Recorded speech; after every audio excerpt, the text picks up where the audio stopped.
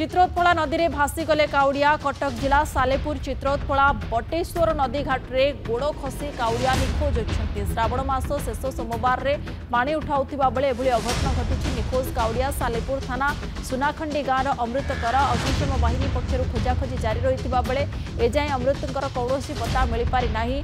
बटेश्वर घाट रे हजार हजार काउड़िया पानी उठाउथिबा बेले सुरक्षा व्यवस्था नथिबारु एभली अघटन घटिथिबा कुहाଯାଉଛି।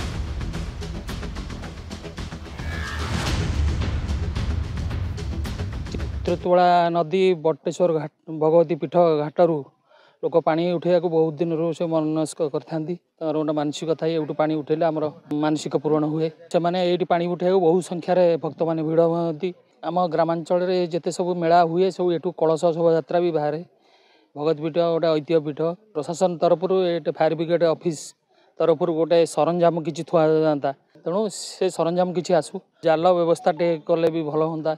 बारिकेडटा निर्माण हेले भल यही काउड़िया समय बहुत भक्त आस तो निर्माण कले जमी गड़गड़िया ठारे आरंभ कर विभिन्न जगार सब होती भी निर्माण हेले भल हाँ।